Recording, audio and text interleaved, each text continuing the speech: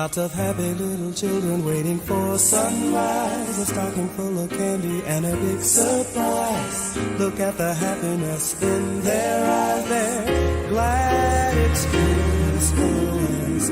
People caroling into the night, where the snow is falling, their sleigh bell rise tonight. We'll snuggle to a nice warm fire. I'm glad it's Christmas, but before this day gets underway, think of how much love you wish to give today. Then wonder why we can't give it all every day. There is no reason every season needs love. People really need one another. Man, woman, boy, girl, sister, and brother. We wish happy holidays to you. Happy holidays to you.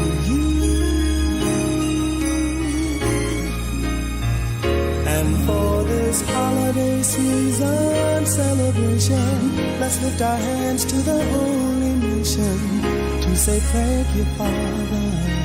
Thank you, Father. Happy birthday to your son. Happy holidays to you.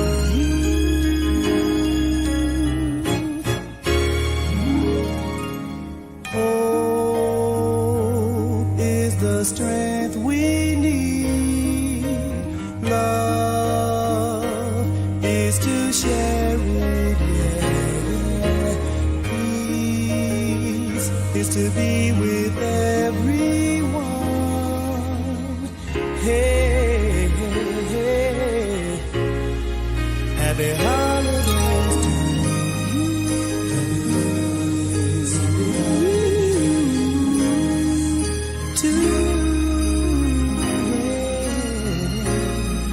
Happy holidays to you. Happy holidays, happy holidays.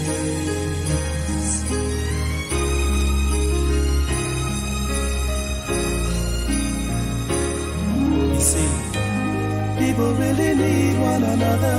Man, woman, boy, girl, sister, and brother. We wish happy holidays to you.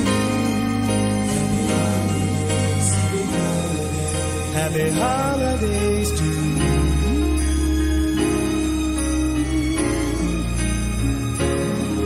We wish you happy holidays. Whoa.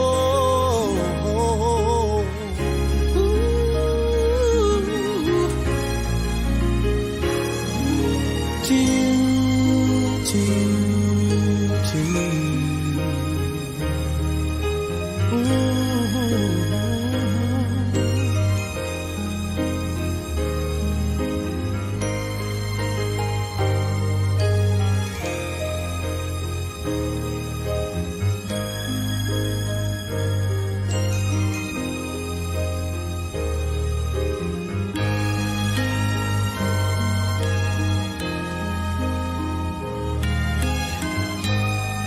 Happy holidays to you from the listeners.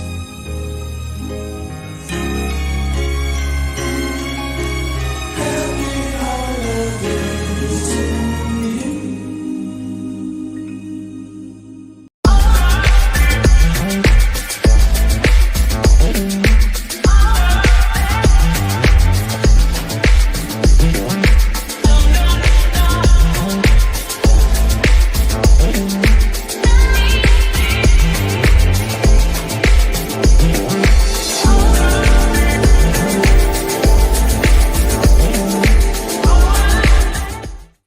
Welcome to Radical Truth to Power, the progressive news show with Let's BS3. I am your host, Marlon, along with Diaz, along with Anna Hart, the final Radical Truth to Power for 2024. And as you can see from the title, we're going to close out the year with the final worst of, and that will be the worst person of the year.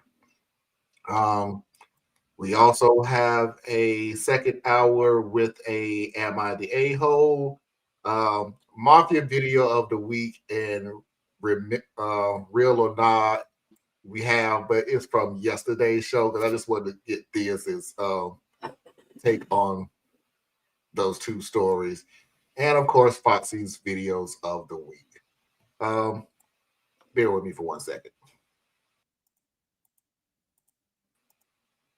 Yeah. I don't know what it is. I don't know. Balance? I think Marlon's green again. Oh, he is.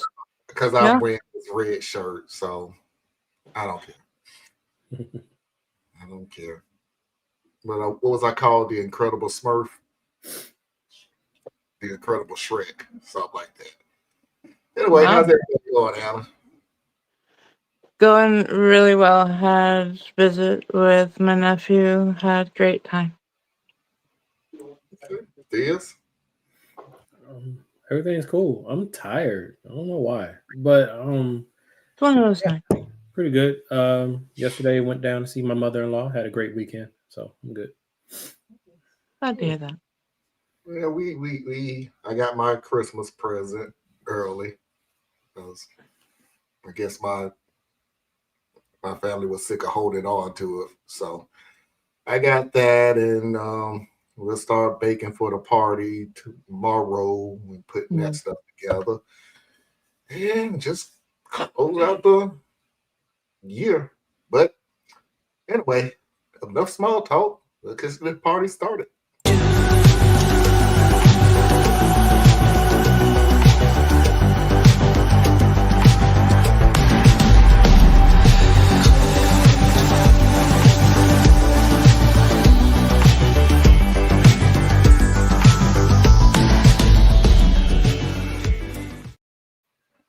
All right, coming in as a runner-up, Lilith.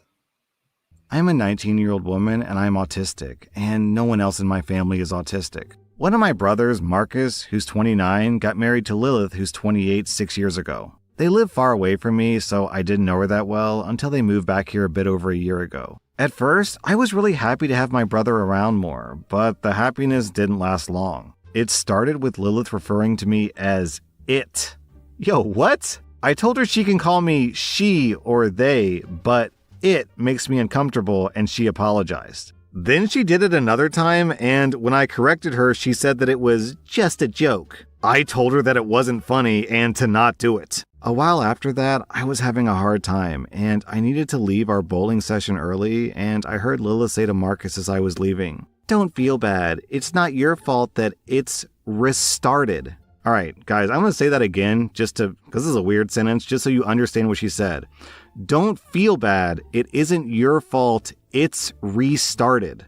If you don't know, restarted is a variation of the R slur word. I was upset, and I talked to Marcus a couple of days later, and she told me that she was just joking. I told him that it really bothered me, and he said that he would talk to her. Fast forward a bit, and my fiance Sean, who's 28... Wait, OP is 19, a 19-year-old girl, and her fiance is a 28-year-old man? Okay. Fast forward a bit, and my 28-year-old fiance, Sean, shows me about a conversation he had with Lilith over text. She basically insinuated that he has a kink for R-worded girls, and that he did a good job finding such a pretty one who can't think, but must be nice in other ways. Wow! Whoa! Sean was very upset that she had said this, and so was I. I tried to talk to Marcus, but he just told me that Lilith has a dark sense of humor and that she didn't mean to upset anyone. I felt hurt by this still. So when we made invites, we didn't include Marcus or Lilith. When they asked about it, I explained why I made the decision I did, and they were livid? Yo, what am I reading? Now all my family is saying that if I don't let Marcus and Lilith come, then they won't come. They bring it up whenever I see them or try to talk to them, and they tell me that I'm being a butthole about it.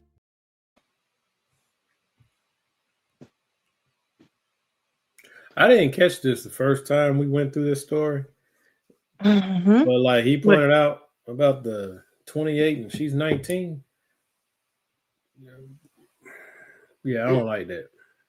But we had this similar conversation on a different I story. thought we talked about it, but okay. Yeah. I think it was a different story though. It was a different story, and we did talk about it. Yeah. Um, I'm like, that's just too far apart at that age. Sorry. This man about to be 30 years old. Y'all in two completely different life stages. Mhm. But other than that, yeah, it's just, yeah. I really don't like that word. I mean, I get what people like push back on word police because I push back on word policing. But when you know that the word itself and or a very close variation of the word is used to dehumanize someone, it needs to be retired. I don't care how you feel about it, right? Like if you're not on the receiving end of the negative aspect of the term, and the people who are on the receiving end tell you that word hurts, stop it. Like it just shouldn't be that hard. I don't, but whatever. People feel like they're anything they want to do should not be impeded, and they go into this weirdness about what is it, freedom of speech, which they completely misuse. Um, but I'm like, first of all, freedom of speech is not a God right. Freedom of speech is like a bunch of people who wrote down a document that also was okay with slavery. So I need you to use a little bit of critical reasoning. But anyway, that's me. I don't like the age gap, but that's irrelevant to the story. And the word, it's a cruel, violent word. You know, I guess it was a word that could fit back in the day when you weren't even listening to the people. But now that we understand how wide that spectrum is, it just no. But anyway, sorry. Yeah, that word has been hurled at me just because I was in a wheelchair at the time. I noticed a lot more of people's ugliness come out when there is something there visual, like that they can grasp onto. You're not normal, and I will punch down Like because it's toddlers amazing. Yeah, I mean, or grade school. That's better. More like grade school. mm.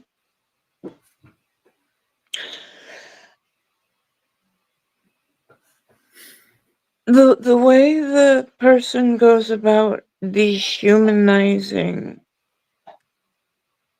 a person you ultimately want to call a part of your family like this. And no, you don't think that deeply on a kink for a joke. That was gross. It was gross from the start.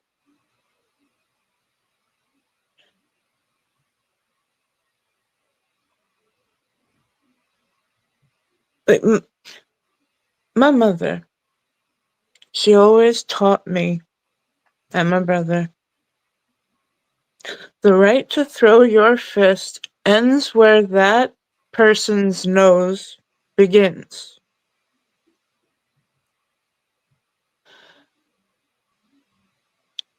You know, she wanted us to think from an early age that violence wasn't going to be an answer for many, many, many things.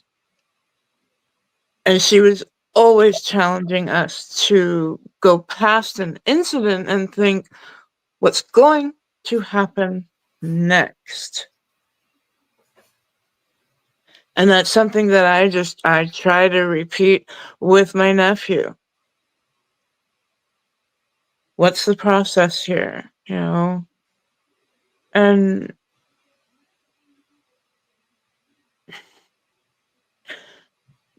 this person, it's cruel. It's inhumane. It's so many things. It's disgusting. I'll stop there. Marlon, what you got? The only thing I agree with what everybody said. I'm old fashioned. I don't like the age thing, but that has nothing to do with the story, like Thea said.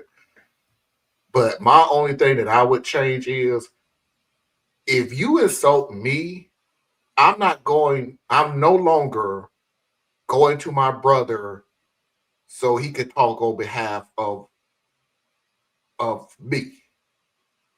I'm now going to go to Lilith and just tell her, ask her very loudly, probably, because I'm fed up by this time. Especially about that word again and it and all this other stuff. I will loudly tell her, what the hell is your problem with me? Here's the problem, Marlon. Real quick. She is neurodivergent and delayed in some way, to the point it's noticeable that she is. I don't know what her condition is, but it's noticeable. So if she tried to go to her sister or whatever this person is, girlfriend, brother's girlfriend, whatever. I thought it was brother's girlfriend. Yeah. Yeah. If she tried to go, it would make it worse. Because when she's searching for her words and trying to convey her thoughts, she will sound like what you're trying to slur her as. It's the most vicious thing. It's like you're literally putting someone in a position where they can't fight you back. I don't even know why. I don't know. I don't even know. Look, I don't know like why grade she school, is like fourth that. graders or something. I don't. Yeah, I don't know why she is like that. But more importantly, now I'm gonna get on the brother. Why are you letting this girl talk to your sister like that, bruh? Your sister? Mm-hmm. Like, you are not gonna talk to my siblings any type of way. It's just not gonna happen. And for the family, I don't know. Because we always find out that the story was told differently to the family. And that's why they said if you ain't come, she didn't invite us because she don't like me and she's never liked me from the beginning. She's never going to tell the story about what you've been calling her all this time. Like, you know, I don't see a parent, as much as we listen to these entitled parent thing, I'm talking about the real world. Ain't no parent going to let you talk to their child like that. No parent. No good one. The good parent, you are not going to call my child a it. Well, let me rephrase that, sis. First Amendment. You're not going to call my child an it and think you're going to get away with it. I don't care if you're joking. Your jokes ain't funny. It's hurtful. And if you do it again, I'm going to joke with you too. Let's see who gets the better joke in. And I tell bad jokes. And I tell some real bad jokes. You talking about dark? Let's get dark. Because I can always hit you with can you explain to me why you are so entwined about my daughter and her fiance's sex life? I mean, is this something that you sit up at night and think about? Is this what goes through your head when you lay beside my son? That you could come up with something that foul? So see, you want to go dark, we could really go dark. But you're not going to attack my family. It's just, I'll be speaking in circles. Lilith, you're a piece of crap. The brother's a piece of crap for not protecting your family. The family, I don't know, because I don't know what the story was told to her, but if the story was exactly told to them, that the jokes that she said, the real jokes that she told her, that they still took their side, then y'all crap too. But I don't know, because they could have been told a totally different story. But I just do not understand why or how you live your life just for the sake of hurting people. I just don't understand. I don't understand how you wake up in the morning trying to figure out how you could belittle someone down to ashes for your entertainment. I don't even see how you belittling somebody is entertainment. No, I get it, bro. Because people do it because it's the same. It's literally like dealing with kids. You know, they think no further than me picking on you makes me appear to be stronger than you. Right. And if I can get a laugh or I can get people uncomfortable, then I'm controlling the moment. I'm controlling the situation. So you got people who just move like that, you know, and this is where you end up. I mean, this is not this scenario, but it's the kind of scenario that ends up with some of these kids becoming like school, you know, bang, bang, poppers. You know what I'm saying? Like, because you bully somebody to the point where they feel desperate and alone, and that the person who's bullying them is so much stronger than they are. So they know they can't fight them. So they move to the next thing, right? And they either self-harm or they find a way to eliminate the problem, right? And either way, they wanted to. Either way, they just wanted to stop. They just wanted to stop, you know? And it's sad because we as a collective, you know, we kind of feed into it, you know, to lesser extents depending upon where you move. But you think about the type of entertainment we take in, the music that we take in, the movies we take in, the laughs, the comedians that we might laugh at. Like you can have a very small role, right? It's just you intaking that form of media, but then you can have a more active role where your friend or what have you is the one bullying and you're just kind of there, right? You don't interject yourself. You don't do anything to risk you. You just kind of don't laugh. And you think that that's the same as helping this poor person who obviously can't defend themselves. It's so sad. But this is society. Like this is humanity, first of all, because I don't care where you go, the same behavior set happens. You even see it in the animal kingdom. You know, the one that's weak or the one that's sickly is the one that gets, you know, done the worst. So, you know, we're like elevated animals. That's what we do. But we don't have to. That's the problem. We're elevated. We don't have to be like this. All right, everybody, let's go ahead and move on to the winner of 2025 Worst Person of the Year. 2024. 2024. I must be looking. No, I'm not. Worst Person of the Year of 2024. So this is still pretty fresh, and I'm absolutely fuming. For context, I, 38 female, lost my daughter 2 years ago in a car accident. She was only 14, and ever since that day, I've kept her room exactly as she left it. I don't go in there often, but just knowing that it's there untouched brings me comfort. It's like having a piece of her still with me. Her posters, her art supplies, her clothes. All of it is still there. I can't bring myself to change it. Now, fast forward to a few months ago, my brother, 34 male, and his new wife, 29 female, had some financial issues after blowing a ton of money on a ridiculous, extravagant wedding. They asked if they could stay with me a little while if they saved up for a place. Even though I wasn't thrilled about it, I agreed because, well, family, right? At first, things were fine until recently. I noticed my sister-in-law making comments about how I shouldn't keep a shrine and how it's time to move on. I ignored her because, frankly, it's none of her damn business how I grieve my child. My brother stayed quiet mostly, but I could tell she was getting into his ear. Anyway, I come home from work last week to a literal nightmare. I walked into my daughter's room, and I kid you not, they had taken all of her posters down, boxed up her stuff, and had started repainting the walls a hideous beige. You gotta be shitting me.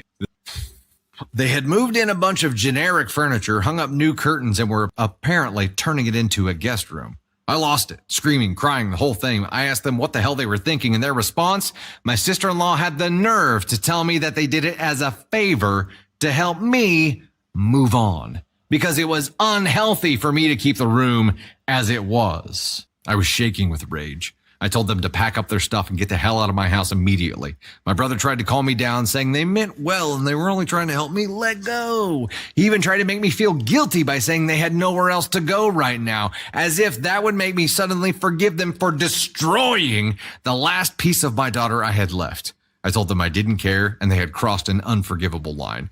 Now my whole family is divided. My parents think I overreacted and say I'm being heartless for kicking them out.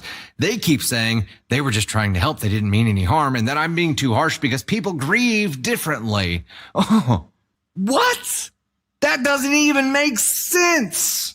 They're even suggesting that I apologize and let them move back in. My brother's still texting me, asking me to reconsider, saying they're in a tough spot, but all I see when I look at him is betrayal. So am I the astronaut for kicking them out and refusing to even consider letting them back in after what they did? This one really upsets me, right? Because it's the fact that it's your brother. That means your niece, okay? This is your sister, and you're in the loss of your niece. And yet you are so callous. This is why y'all got put out in the first place, because you guys are selfish and reckless. You deserve each other.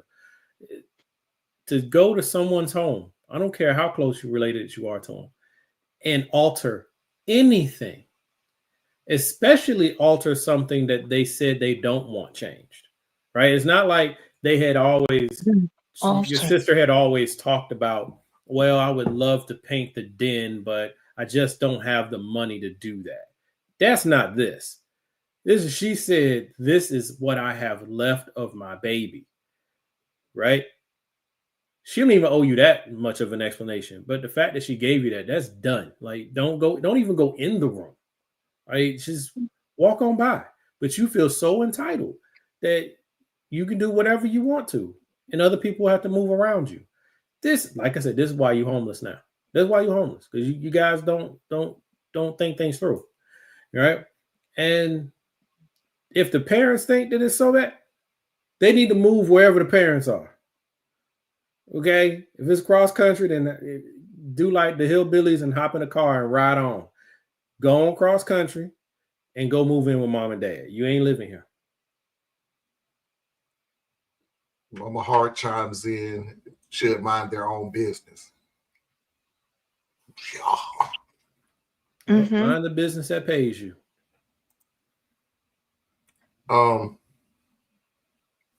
Look, there are certain aspects in life where you really have to slow down. And Anna gave an example of it. What happens next? So you have to slow down. You got to think. Honestly, out of reflex, I think I would have been swinging. Out of reflex. Like, I'm not thinking. If I walked into my child's room and you decided you're going to rearrange to help me grieve over brother, a niece that you know, but sister-in-law, a niece you never met,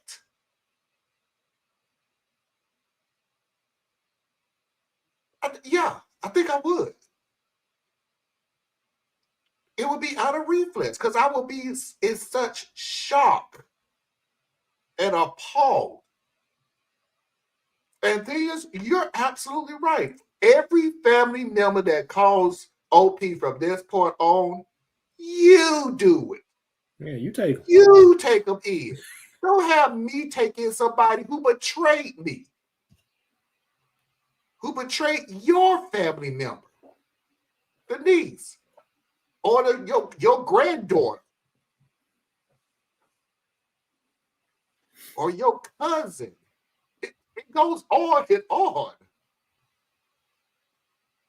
And you want me to, I don't know, be the bigger person, but again, and I'll get off my soapbox. Again, if I hear somebody try to explain to anybody else how they should get over their grief or give them a time frame about getting on their grief, I think I'm gonna lose it. You have no right. You have absolutely no right. Yeah, I mean, now granted, some people they get to grieving and they get stuck in their grief, and it's exhausting when you're not the one, right? It's exhausting. I'm just being honest with y'all. Somebody who is stuck in their grief will become extremely exhausting and emotionally taxing. Sorry, it's the truth. But here's the thing: you in her house, right? It's not like she came in your house and she's stuck in her grief. She's in her own house. If it's that bad for you, get out.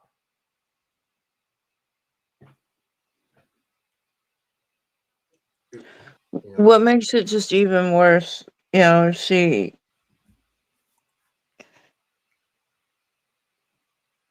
went and altered an altar.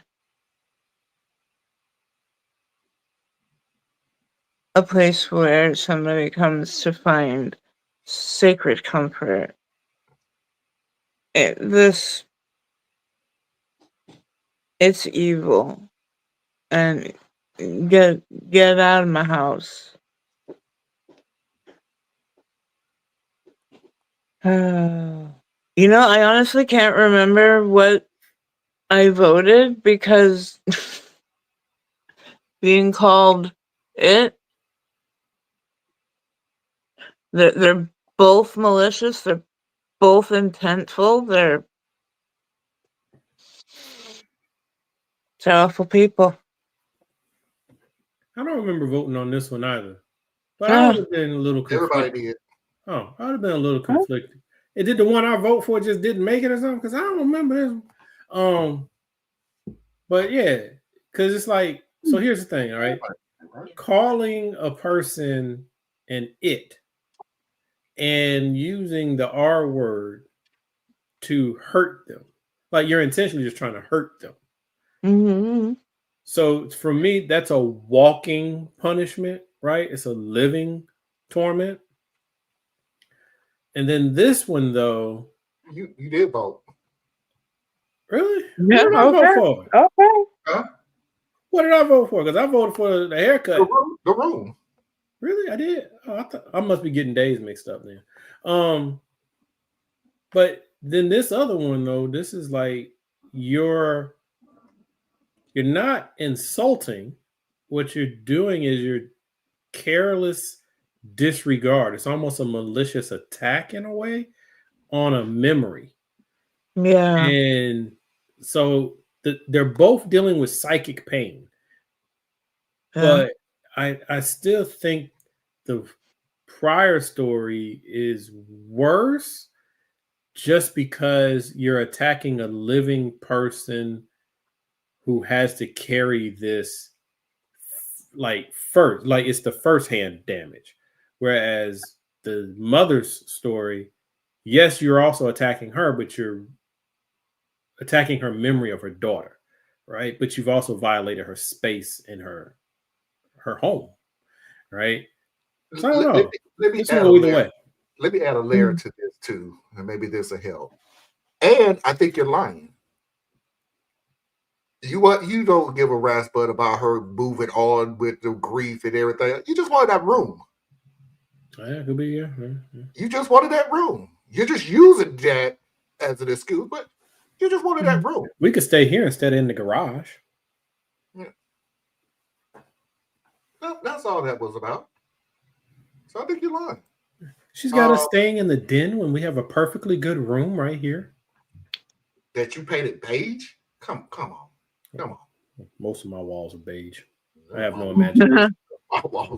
All my walls are beige, actually. I have no imagination. My walls are the color that I moved in. They just Blue. beige. My What? ceiling is black. We've changed the color I've changed the color of our walls at least 3 times. Nope. The family room at least 4 times. See, And then we got a design behind our bed. I'm sitting here thinking, like, I'm telling you, first of all, to frame it, I'm a military kid, right? So I've had no less than probably 10 different homes in my life. So for me, a house is just a box that I move into. Right. So I don't care, right? So I'm very comfortable with all white walls. Oh, But white walls are not in fashion anymore. So you end up with these tan things, right? So every room is beige, and that's fine by me too. I don't care. So then I think about, okay, well, I need to paint. I need to do something. One, I can't pick a color. Can't pick a color to save my life. And then 2, I just get exhausted thinking, okay, so now I gotta get a drop cloth, and then I gotta tape off the baseboards, and then I gotta sand the wall, and I gotta do the base coat, and I gotta do another coat, and then I gotta make sure that it all settled right. And it's, that's exhausting, man. It is. My brown walls are just fine. Yeah. did he say brown? Yeah, he said brown. I just remember a story from this year that could have received an award, the one where a guy stole his brother's girlfriend because he was challenged to do so by his friend.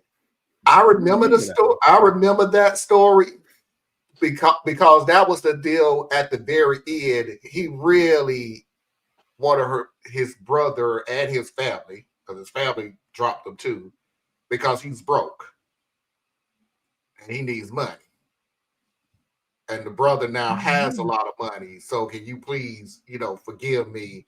I don't even know what state he's living in and everything else. That's the only reason why I don't remember that one. With Parker, and also welcome Parker. I remember the sister who stole the boyfriend and then married him. Was that the one where I just heard one recently where the sister stole the OP's boyfriend. They was getting married. The mom wanted OP to come to the wedding, not because to make up for everything else. She wanted her to come to the wedding because the rest of the family was boycotting the wedding, and she wanted her to come to the wedding so to make it look like she agreed with this union of love and everything. I don't remember that angle, but yeah, I think we're talking about the same story. I don't remember that part of it, but yeah. Oh no, you ain't gonna have everybody else ain't going, but I'm supposed to go. Yeah, Mom, I'm sorry. Hey, Tracy, at least you got a ballot. Yeah, I made sure. I said this year. I always say this is the worst person of the year, and I'm like, but I shared with 2 other people, so stop. You get the vote. You're the only vote. So I'm like, no, I wanted everybody to vote on it. I'm like, I just think it's fair that I deem this. Well, I'm willing to give up my vote for you. No. You have a vote anyway. I done sent you like. I may have missed like 2, but I don't read email, man. So if you tell me, hey, I just sent you this thing, I'm like, okay. If you send more than 1 email, I'm only seeing 1 of them. So, all right. I'm terrible. Doing a lateral because we got some time left. Mafia video of the week.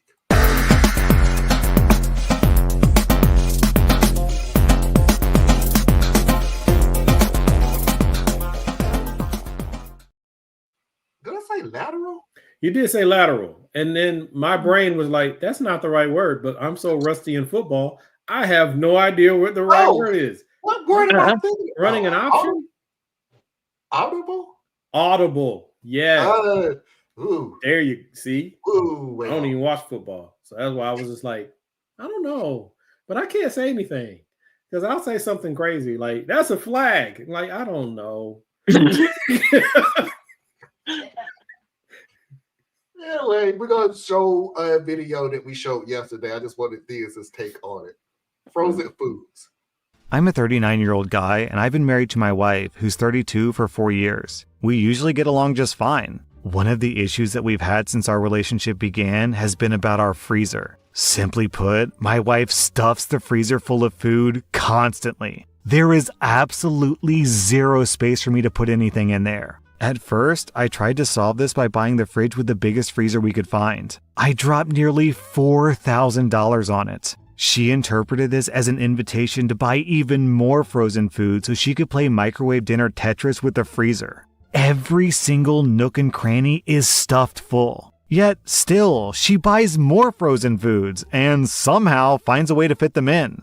The worst part is that whenever I buy frozen food, she asks me at least 3 to 4 times a day when I'm going to take it out of the freezer. She essentially nags me until I remove the food from the freezer so that she could put something that she's not going to touch for like 6 months in its place. Last week, I finally snapped and bought an inexpensive single-door deep freezer. I put it in the basement and keep a couple of my own things in there, mostly some frozen vegetables and a few burritos. I didn't really mention it to my wife because she wasn't home when I brought it in. When my wife got home later that day, she went downstairs to do laundry and discovered my freezer. She excitedly ran upstairs to tell me the upstairs one is full and she can actually fit more food in there now. I responded that under no circumstances she'd to touch the freezer because it's mine. Not a single ice cube should be put in there. Then I told her not to ask again because I knew that she would bring it up like 3 to 4 times a day that she needs more freezer room. She sulked and tried to debate the issue with me, but I was able to placate her.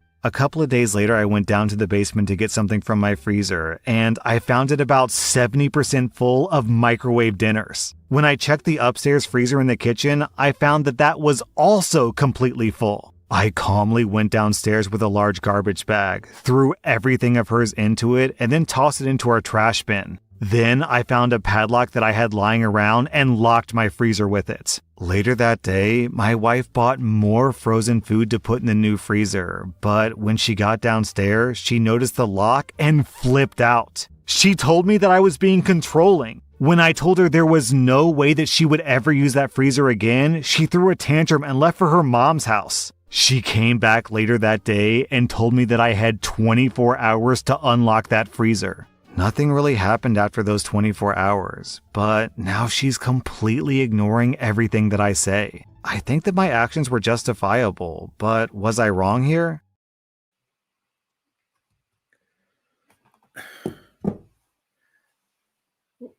Okay. First of all, sir, you are a donkey.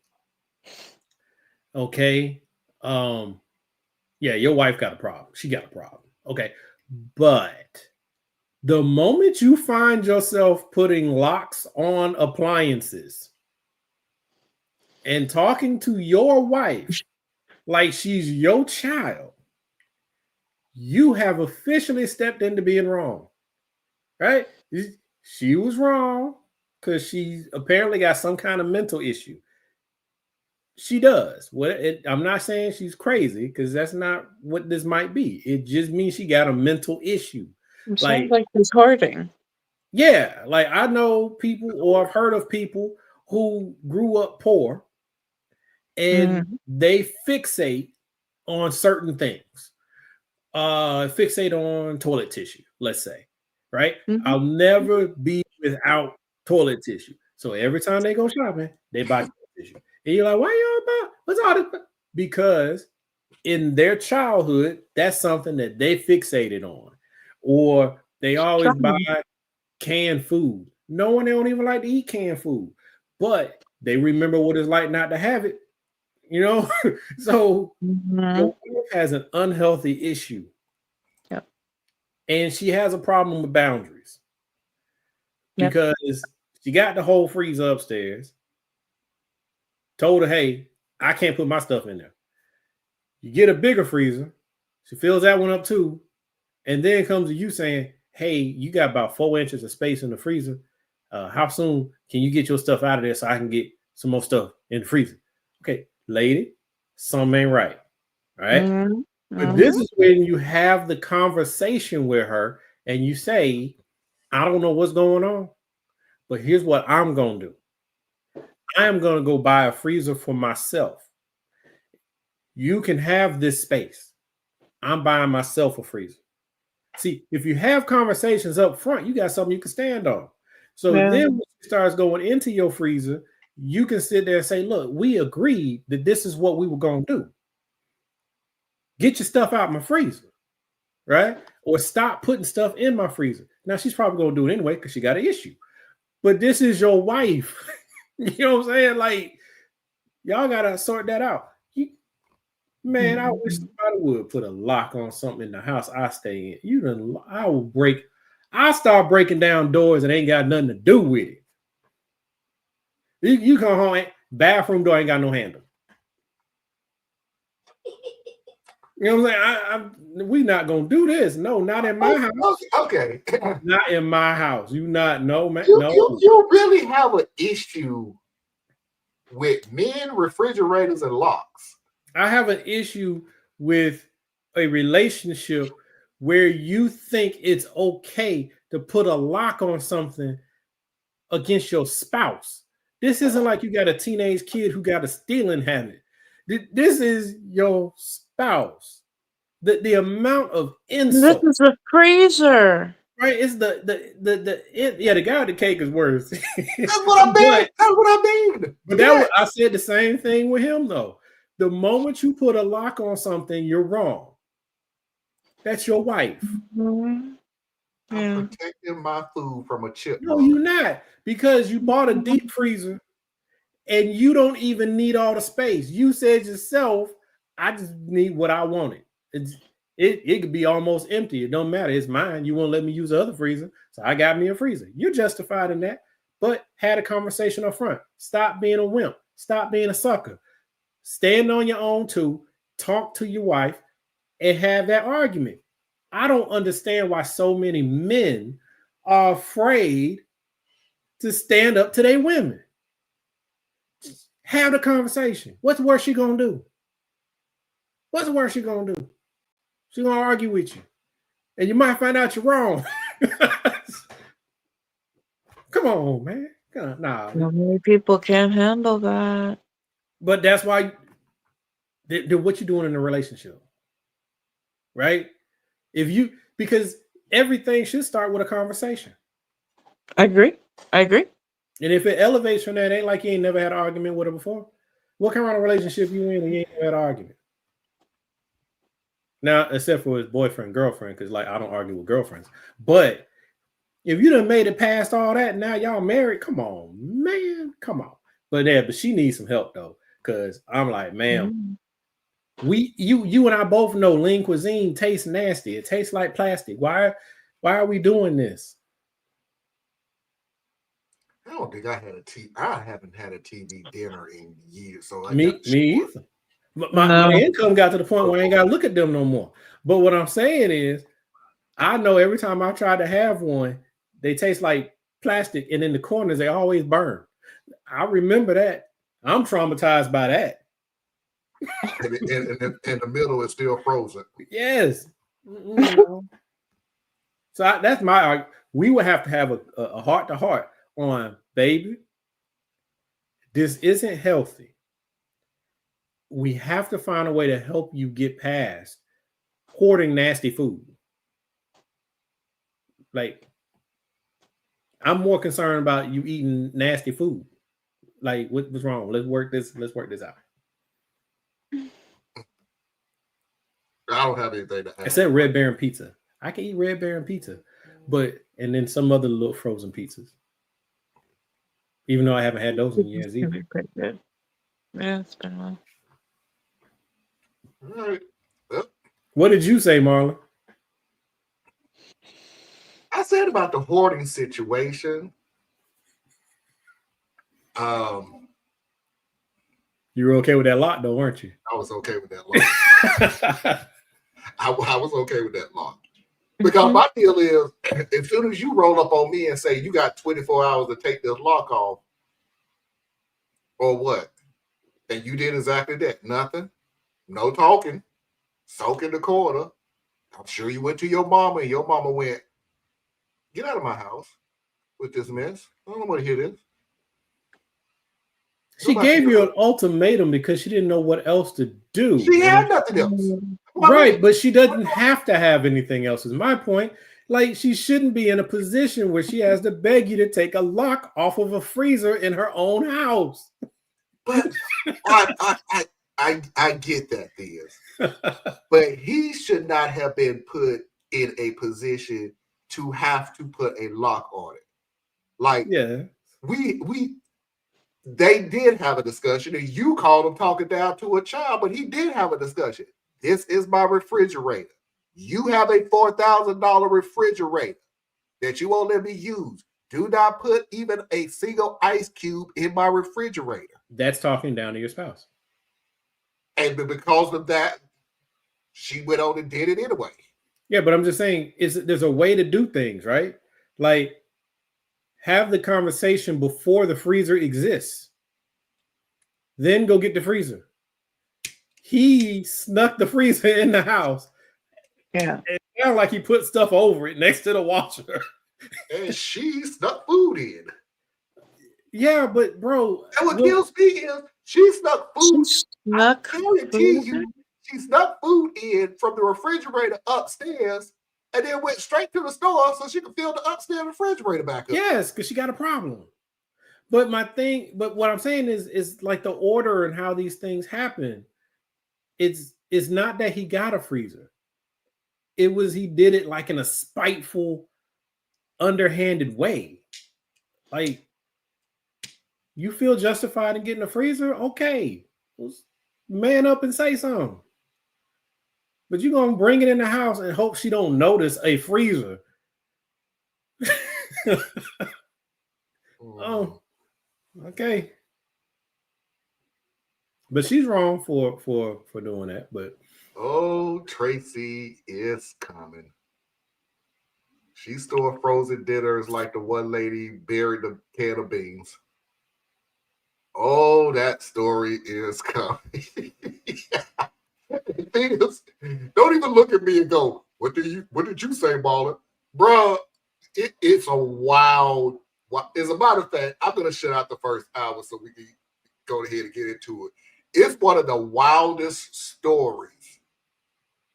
And it came about because it popped in my head, the story, and I told Foxy, and I kid you not, Foxy laughed for a good 3-4 minutes.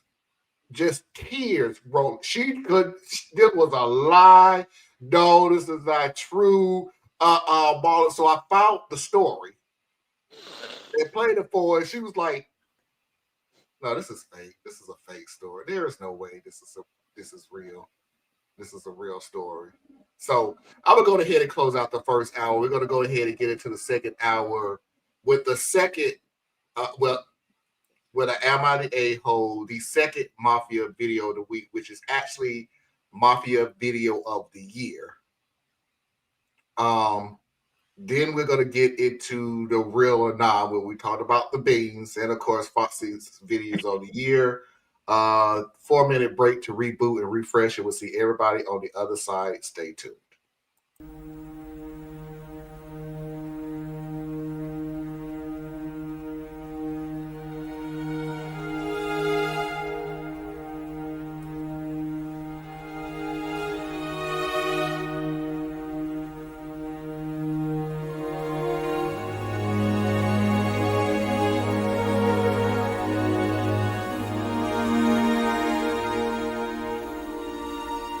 Mary, did you know that your baby boy would one day walk on water?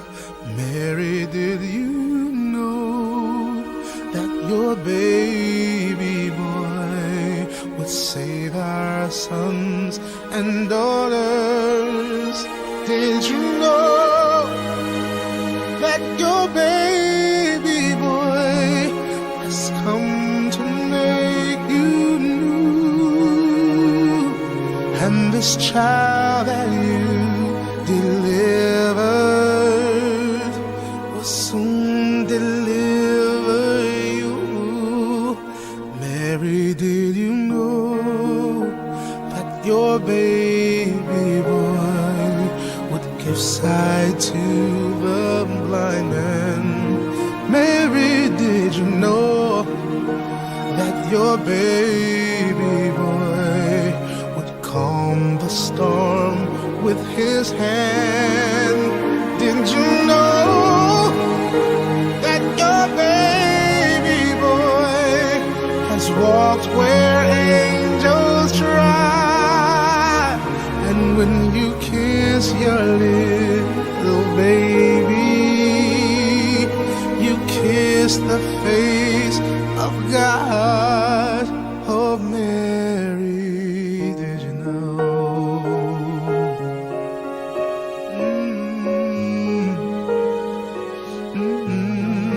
Mary, did you know?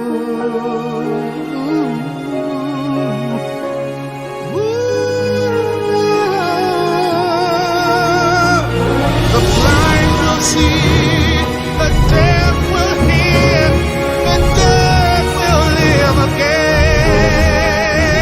The lame will leap, the dumb will speak, the praises of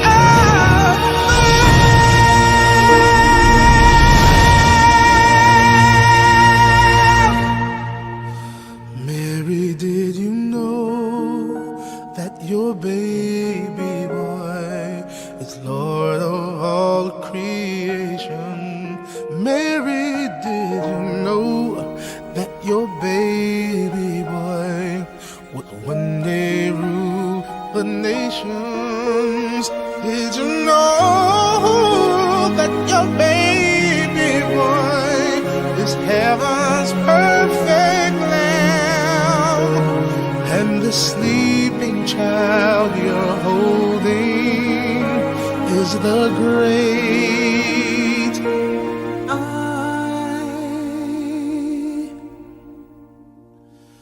I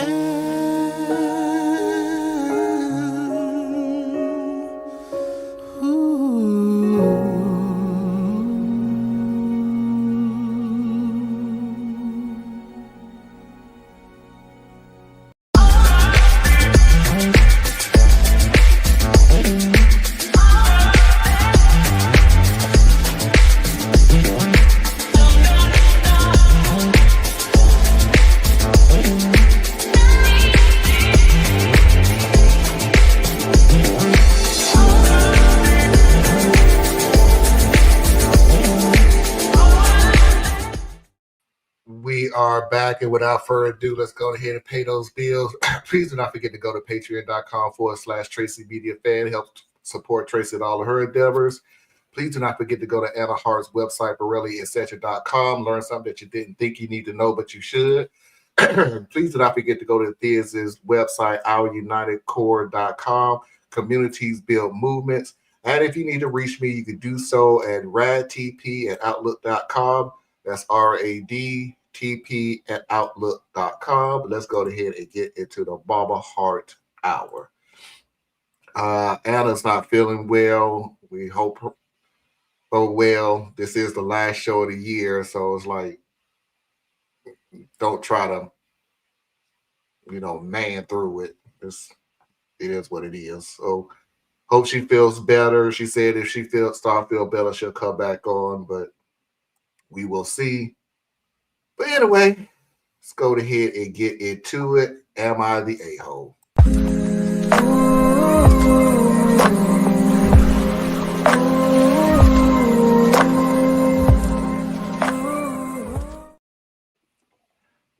Upset over a name. Originally posted February 17th, 2024. Throwaway because I feel really stupid and need advice. My fiance and I have been in a relationship for the past 6 years, engaged for the last 2 years, and we are about to get married in November of 2024. Gonna try not to make this long. On Monday, I woke up around 2 a.m. to go to the bathroom. As I walked past my fiance's side of the bed, his phone went off with a message. I got curious and looked. The message was from a girl called Angie. This message said it was good to see you again, and I had a lot of fun. We should do it again sometime.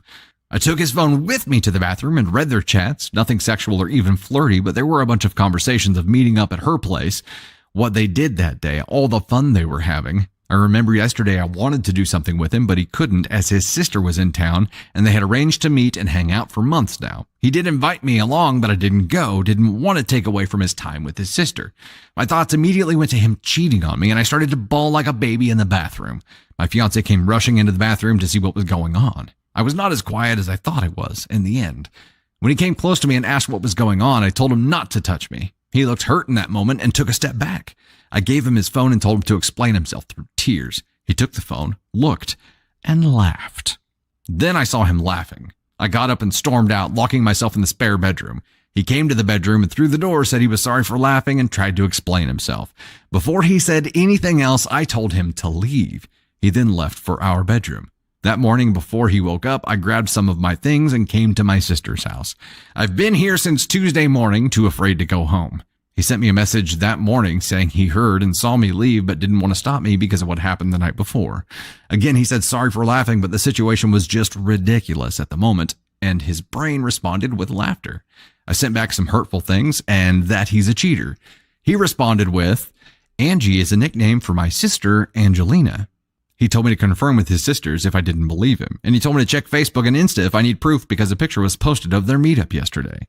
He didn't say anything to the hurtful thing I said to him or anything, but told me the house is open for me to come back anytime I like, and when I do, we'll have a serious conversation about what happened and what will happen going forward. I'm scared to go home because I feel like he'll be breaking up with me, and I don't want that. How can I handle this? I know I was wrong for the way that I acted. I acted like a child. I overreact. How can I fix this? What can I do now? Okay, look. You thought he was cheating. Didn't do the math. This is his sister, Angie. Okay, cool. So now you're in the tailspin and you start reacting based on someone who feels like you're being cheated on. Okay, cool. And you leave and you go to your sister's house. And then you find out you were wrong. And your choices are go home or don't go home. Like, I don't understand how to not go home is an option. Like, he's obviously the more rational of the two because he's never got like angry or anything, right? He sounds a lot like me. Right? I'd just be like, well, look, man, when you're ready to come home, you know where the house is. You know, we'll talk about it when you get back. But I'm not gonna fight with you. It's cool. Things happen. It's what it is. Let's work through this and move on. But because she is ashamed, she's thinking about she doesn't want to go home, and yet she doesn't want to lose the relationship. So y'all gonna have a long, short distance relationship now? That's what you go. We're gonna be together, but I can't live there. She's given no. This is what made me say this woman is very immature. Now that she know the truth, because normally you cheat don't be. Now I don't know why, because I'm not that type of person. But normally in a cheating thing, you want to hear, "Hey, who is this? What's going on? Why are you laughing about this? I need an explanation about who this is." You could have got that explanation at the house. You could have got the proof at the house. You ran. Then what sounds like you cussed him out. Then when he explained it to you, you feel, oh man, now I know what it is, but I'm afraid that if I go home, he's gonna break up with me. You so immature, like woman up, because whatever's gonna happen is gonna happen. And I'm like, next phase, don't go home, and then what? Oh, like you don't know what he's gonna say. He may be rational and talking out and everything else. He may break up with you. He may cuss you back out. He just makes sure he won't do it in your face. Either way, it's going to happen. So you want to go ahead and go ahead and deal with this Wednesday, or what? Because it ain't gonna go away. And I think that's what you think. Time heals all wounds, or whatever you think. It's not gonna go away. It's coming. Yeah, it's like she's replacing the problem with a new problem. Yeah. Like, okay, you were wrong. You said some hurtful things. You're obviously high strung, so this ain't your first argument. Okay. In fact, the fact that he rolled with it the way he did, he knows that you high strung. So yeah, go home. And this story is that, but it's just the Marlon, you know, I vent to you all the time. This is something that drives me nuts. I'm gonna play your other favorite one. Like, why people can't think what comes next. If you do this, then what? I don't want him to break up with me, so I can't go home. So then you're saying you're not going to go home. How are you going to still be in a relationship? I'm going to go ahead and push past this because I want to play something, and Foxy is going to go to sleep. Okay. There is a second part to this, but it is kind of long. It's like 4 minutes. But the real deal is she packed up and was going home Sunday.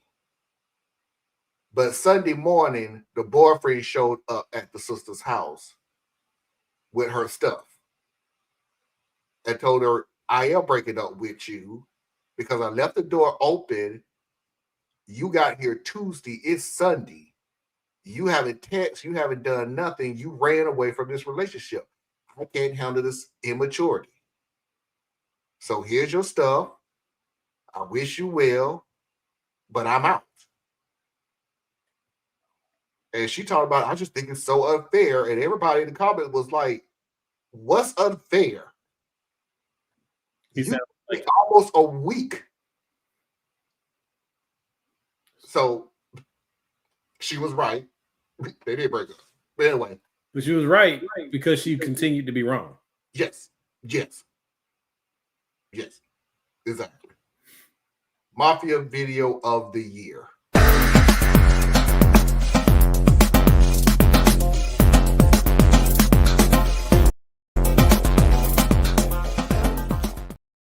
This is a latecomer into the year, but I have not seen anybody else that's capable of beating it. So I voted it the Mafia video of the year. $2. Please enter in the last 4 digits of your social security number. Representative. Please enter in the last 4 digits of your... Representative. Then you only got about $2. Shut up. $2. Jamal Anderson III. $2.27. That's what you got right now. Representative. What you need them for? You need them for $2. You need a representative $2. Not his whole government name, though. The whole name. Jamal Anderson III. What you need a representative for $2? Why he look so disappointed though? It was the laugh for me. But it was, I don't know if it was the laugh or it was the truth about it. You need a representative for $2. What are we going to talk about? We can make it 3? It was like definitely full on auntie vibe, right? Like, Jamal, you got $2.27. What you gonna do with $2? What we gonna talk about? What we gonna talk about? What you want to talk about, Jamal? You want to talk about the $2 or you want to talk about the 27 cents? Are you mad because you can't get a representative? Or are you mad because you got $2.27? Yeah, and I don't want to bag on Jamal for only having $2. I mean, it's hard being broke. But you know to avoid the bank. You don't call the bank when you're broke. You don't want to talk to them. You don't want to talk to them. Leave them alone. Wait till the payday come back around. Boo, it should have been at the Red House where black people and white people buy furniture. You can't make that every year. It was a great video. What? Real or nah? Here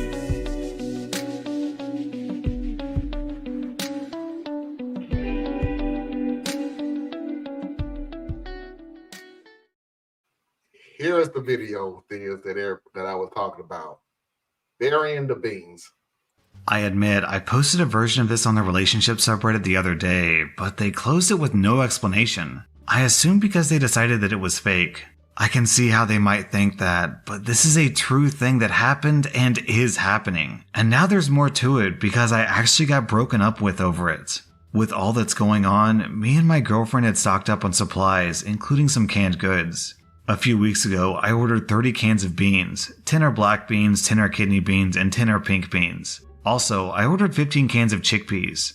I thought this was a reasonable amount of beans and chickpeas to have every now and then and would last for quite some time. However, earlier this week, I opened the cabinet because I wanted to make a vegetarian chili using 2 cans of beans, but all the beans were gone. What the hell?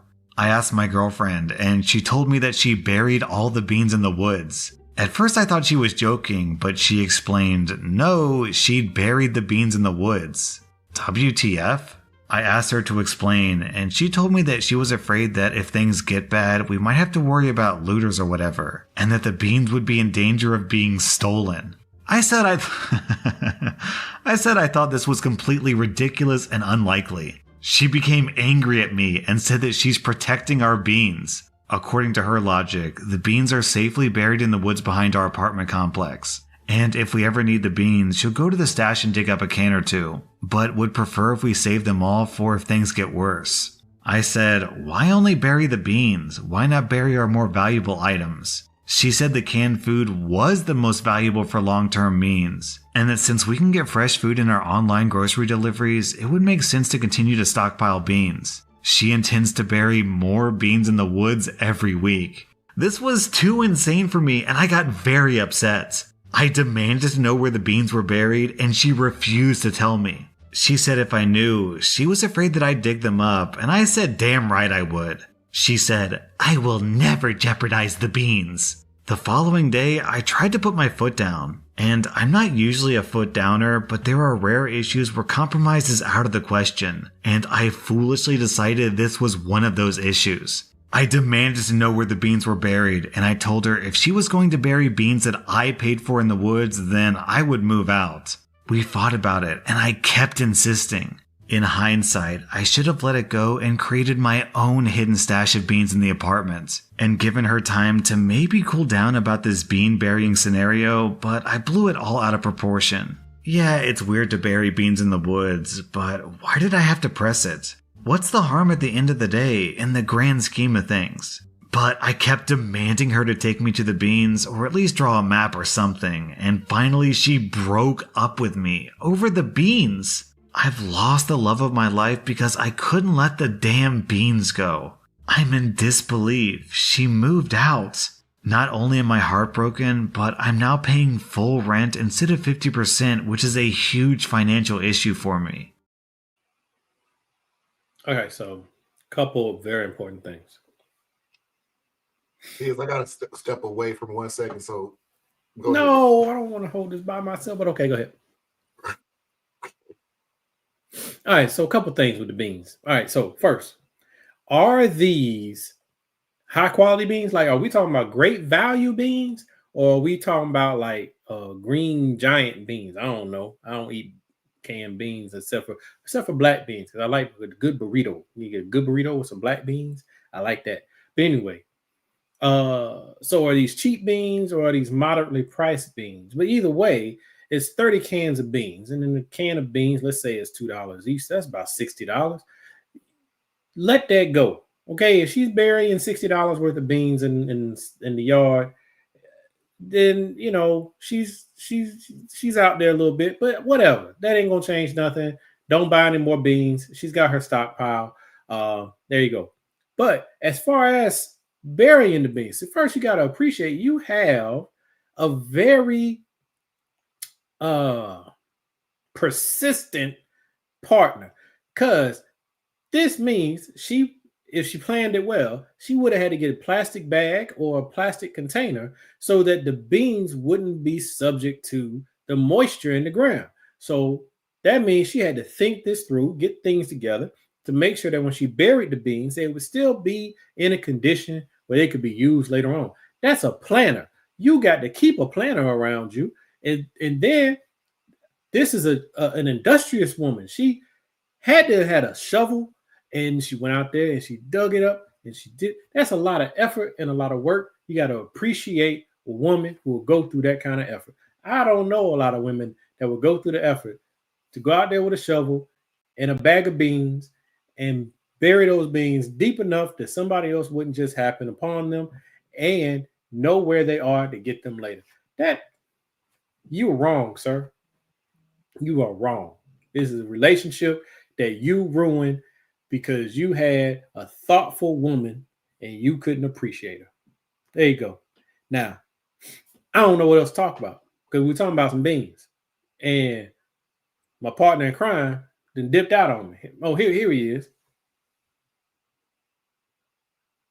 Foxy filled me back in. That's not a forward thinking. Here's my theory. I said this yesterday. I'll tell you. Here's my theory. Either A, I have to preference this. I forgot to tell you this. I forgot to tell everybody. This was at the very beginning of the pandemic. Everybody was hoarding stuff and getting a whole bunch of things and everything. So it's the end of the world, a zombie apocalypse. So here was my theory that the frozen food lady and this bean lady is related, or it's the same woman. The pandemic ended. She broke up with the dude, so she moved on to, well, I don't feel like burying beans anymore, but I could get me some frozen meals nowadays. So I don't know. They could be related. Could be the same woman. She done moved on from beans to frozen meals. See, I'm going with this is a survivor. This is a woman who is truly about survival. I'm on now. I know the lady crazy. Okay, I got it. Whatever. Is she though? Yeah, she is. Yeah. But the funny thing about it is, bro, you crazy too. 30 cans of beans? 30? That might be 3 cases of beans, Marlon. Okay. What makes him seem a little bit is after she buried the beans, he went and bought a new stash of beans. And he said he was going to hide them in the apartment. So think this one through. You live in an apartment. She buried the beans in the woods. Is either woods right behind your apartment, or did she travel to the park? No, she traveled right behind the apartment. Okay, so that means she's burying the beans on somebody else's land behind an apartment that you don't even own. That's that part. But then, in response to her hiding the beans, you go buy some more beans because you're mad she buried your beans, and because you're too lazy to take that extra effort that she did to go actually bury them things, you're going to hide them in the house. So that means he done hid a can of beans under the couch. He got a can of beans in the medicine cabinet. He got some beans buried underneath the towels in the linen closet. Now who cares? She was smart to leave him because he had something not going on right. She's a survivalist. She's a handy woman, and she did what she needed to do. What you should have hoarded was toilet paper with all them 30 cans of beans that you got. But a lot of fiber. It's a lot of fiber. You go figure that out. You go figure that out. But you got leaves. You in the woods. Grab some leaves while you're out there. Foxy's videos of the week.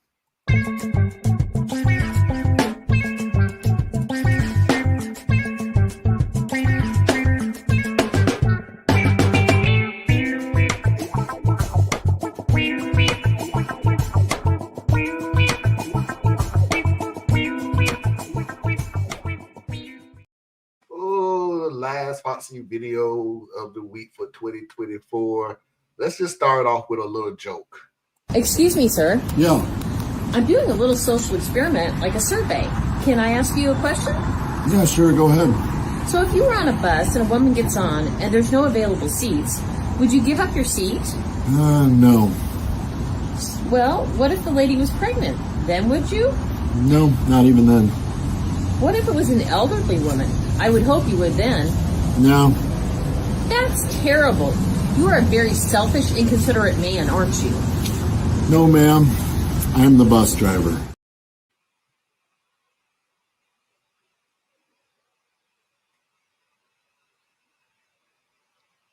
That was funny. Ah, you have no sense of humor. Let's move on to something that's a little bit more up your alley. Where are you from? Where are you from? Well, I was born in Orange County, but I never actually lived there. I mean before that. Before I was born. Yeah, like, where are your people from? Well, my great-grandma was from Seoul. Korean. I knew it. I was like, she's either Japanese or Korean, but I was leaning more towards Korean. Amazing. Yeah. Shasina. There's a really good teriyaki barbecue place near my apartment. So I actually really like kimchi. Cool. What about you? Where are you from? San Francisco. But where are you from? Oh, I'm just American. Really? You're Native American? No, just regular American.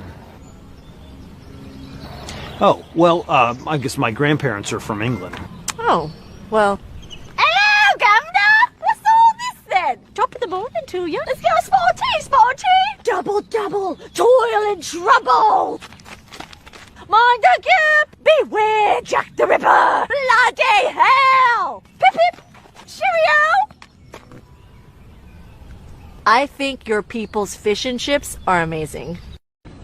Hi.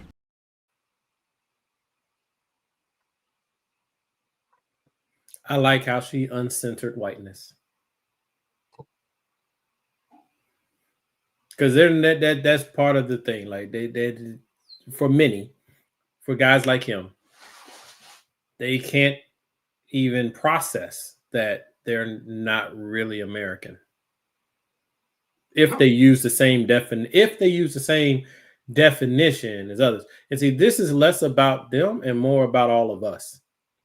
Because actions are always louder than words and slogans and stuff. So America has always allowed itself to be billed as a melting pot. Send us your immigrants. We're a nation of immigrants and all that stuff. But actions have always shown that the only true Americans are European Americans. Right? That's what the laws are built around. That's what the economy is built around. That's what the religions around here are built around. Everything is centered on them as though they are the actual Americans. And that is why they treat everyone else as others. And we are to blame for playing along. But he told his truth. Because you have African American, Asian American, Latino American, Native American. You have all these Americans. When she asked him, no, but where are you? So you're not Native American? And he went, no, regular American. Yeah. Because white is normative in America. Yeah. I'm regular. Yeah. Just here. Yeah. Now they call themselves heritage Americans. But anyway. But yeah, there's a speaker, Tim White, I think his name, or it might be Tim Wise. But he often speaks about it. It's like, we have Black literature, Black history, we got Chinese history and all that. But when it comes to Europeans, it's just history. It's just literature. So because they're the dominant group, they get to set the ground rules, and therefore they are normative because they hold the wealth and they hold the control of the power, levers of power. And everyone else is something off of that. Therefore, we use other qualifiers, right? If until you are absorbed into whiteness, which is really a term they don't even really use, but until you are absorbed into whiteness, which is a class distinction, it's not an ethnic distinction, you are Italian American or you are German American, things like that. Once you're absorbed, though, you're just American. But everybody else who is not European becomes a one-off. Right? So like Australian American. Do you ever hear anybody called Australian American? No. Right? They just get to show up. And it just, okay. British I ain't never heard nobody call that. Right? But you do hear Irish American, you do hear, all the other different Russians, they just, even though you're an American, they just call you Russian. They don't even let you use the. They don't even let you. Something about them that's gonna cut you off. Yeah, they don't even give you that one. Like, nah, you still not a Russian. You better change your name. You can't walk around here being Igor and no, you're gonna have to come with another name, right? But it's about what's normative, and like I said, it's less about them. It's about all the rest of us. Now, granted, historically, it was about them because they imposed these things, but now they're not even on that. Like people get some of my brothers and sisters get frustrated with me when I'm like, yo, racism really ain't the boogeyman you think it is. Like it's out there, but it ain't about that right now. These people ain't worried about you because you black. Come on. Even through this last election, they weren't really even coming for us. They were attacking Latinos because they're looking at where's the threat. And what is the threat that they're materializing? The threat is about economics and identity. So they're not worried about us. Not like we are worried about them worrying about us. Right? We have fallen into the class distinction. That's where our fight is. But right now, what the dominant groups are really frustrated about, they're worried about Latinos coming in because if a Latino marries your little white child within not 3 generations, but 1 to 2 generations, look just like your child, don't it? Right? Take about 3 generations to get us to fade all the way out. But for the other groups, 1, maybe 2. And they don't like that. They don't like that. Ooh, I can't wait till next year. We are getting back into. Oh, next year is going to be interesting.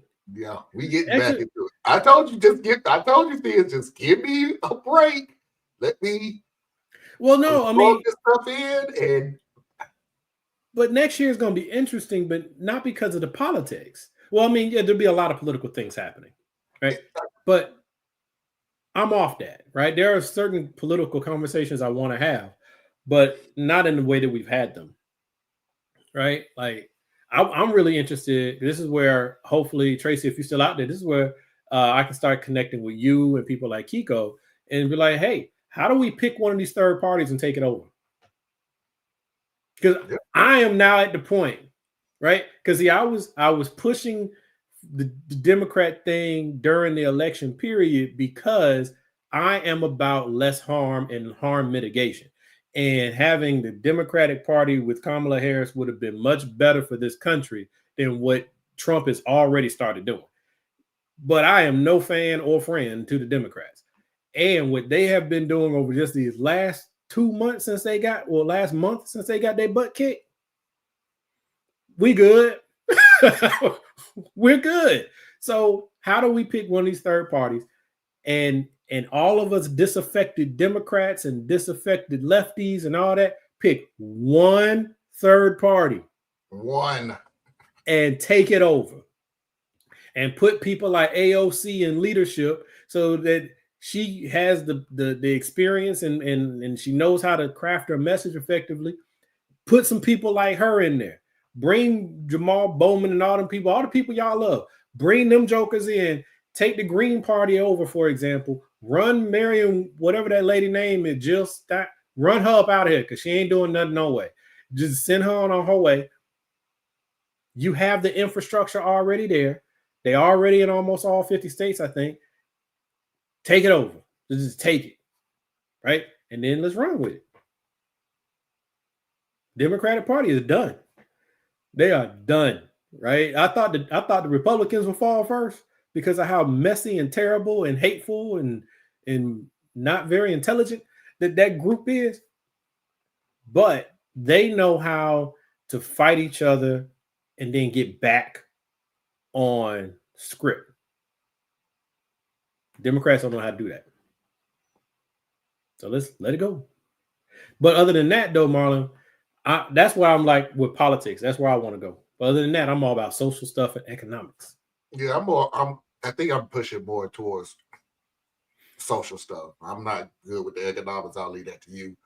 But I'm more of the social thing because, I've said in the past that I'm just tired of complaints. You have the right to complain. I mean, we have enough to complain about. But when I ask you again, what are you willing to do about it? And I hear crickets.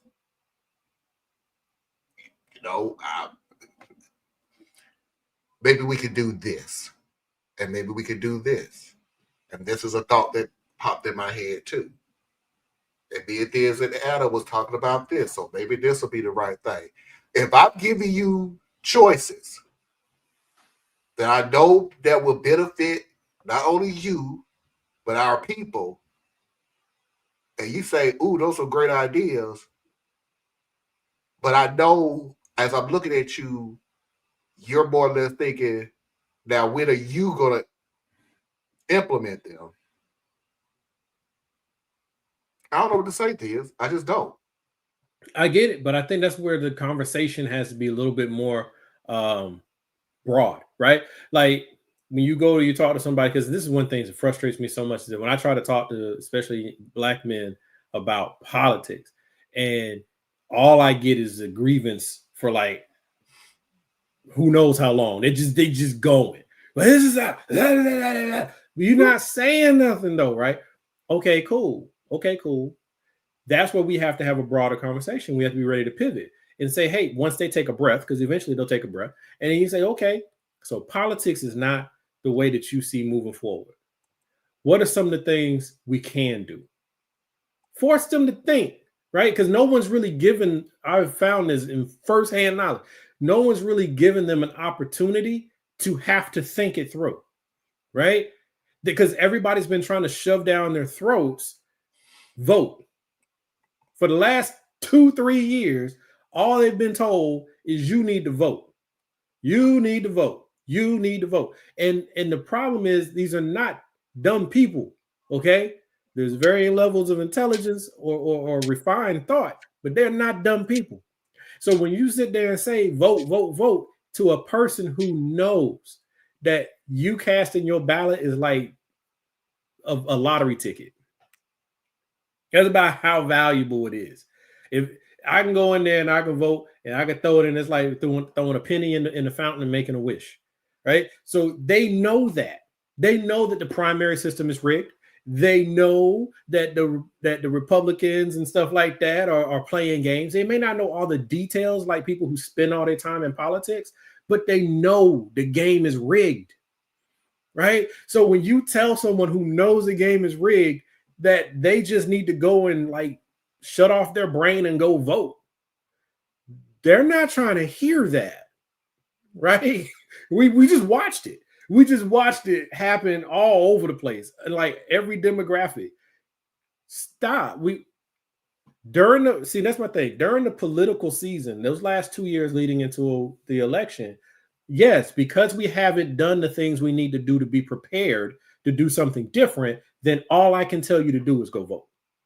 right? Because that's where we are at that moment. All we can do is go vote because we didn't do the work beforehand. Well, election just happened. We got time. It's going to be harder now because we didn't go vote, but we have time now to say, all right, politics is not working so hot. The gerontocracy is running so hard in the Democratic Party. They learned nothing. They've done the exact same thing for 3 presidential election cycles solid. You guys were right. You had it right. I'm not arguing that with you. The only thing I'm going to do is continue to argue with you the same thing I did before, which is, what is your plan? What can we do? Because I don't want to just hear about what was wrong, because that doesn't get us anywhere, right? But if we can't have a conversation in politics, that is perfectly fine. How do we get together and figure out how we can, I don't know, set up food kitchens or set up ways to help each other with our utilities? Because there's going to be times where, you're going to have trouble. Like if you get laid off or your hours get cut, or how do we make sure that, you got 3 or 4 good friends who live close to you in proximity. So now you guys can ride share each other. So you're not paying Lyft $30 to go 2 miles up the street. You can call Marlon, and Marlon to be like, yeah, I got some time. I'll come get you. And you give Marlon $10. Like, these are things we can do. We used to do it. And I'm not even talking about like in the 60s. We used to do it in the 90s, right? Before we had Uber and Lyft, if your boy had a car and you needed to go somewhere, your boy might come get you. And then you made sure you covered his gas. We can do that. So let's have that conversation, right? Or somebody's got a small business. 10 of us get together. Each of us, all 10 of us put $50 in. That's $500. And we go to the business and we say, Charles, we will lend you $500 so that you can get your inventory up for whatever it is, whatever he sells, right? He's a barbecue guy, right? So $50 you can go buy some meat. That's, $500 you can go buy your meat and stuff like that. You got 30 days, no payments. And then after the 30 days, you pay us back within, the next 2 days. So it's a 90-day loan. And then we all get our money back. You were able to get your inventory up. You were able to sell your product. This is a win-win, right? These are things we can do. It's not that difficult. But let's have those conversations instead of, well, you should have voted for Kamala because now look at where we at. You should have, but we can't do nothing about that now. Yeah. Right? And also, the other thing, though, not only can we not do anything about that now, but the energy that we need has to be focused somewhere else. Sorry. Yeah, we have to shift our energy to act. I think being angry all the time, I get it. Being frustrated, I get it. Being useless. Now, let's just be real. Some people just feel like, you know what, I'm just here to be here. No matter what I say, no matter what I do, I shift your energy to what it is you can do. Because I'm not about to believe everybody can't do something. You could do a little something. I'm good at speeches not speeches. No. I'm good at making videos. Not everybody's good at making videos. And I have said on numerous occasions, now's the time to invest in these independent media. So at the very least, you could get different perspectives instead of the CNN 24/7 same story, just a different group of people talking about it. Now, here's the thing. I like that because, first of all, everybody in our side of the world is way too obsessed with the TYT thing. But we're only obsessed with it because it's something bright and shiny and something, right? Personally, I say, hey, TYT did what it needed to do. It was the voice of progressives and young people and people who dared to challenge this structure. And then they got to the point where they became a corporate monster. They became like an institutional thing. And so they are now behaving that way. Okay, time to leave them alone. They've outlived their usefulness. Don't be mad. Just move on, right? I mean, maybe you might be mad because you gave them money. But think about this. When you were giving them money, they were doing what you wanted them to do. Okay? So that wasn't lost money. They gave you the information you wanted. They gave you a platform that you could rally around. They gave you personalities that have now gone on to do other things that you can still follow because they're still, talking how you want them to talk or doing what you want them to do. Your money was not wasted. For all y'all out there who feel like your money was not wasted.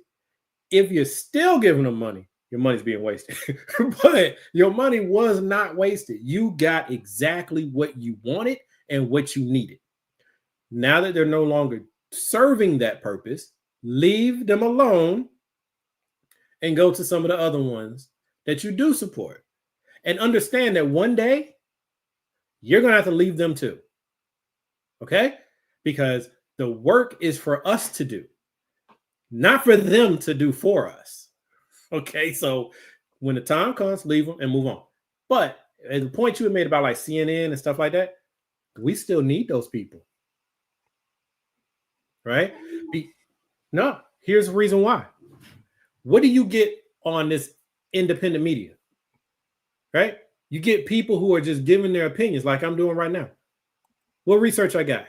Who I got out there in the field talking to the people who actually moving things around?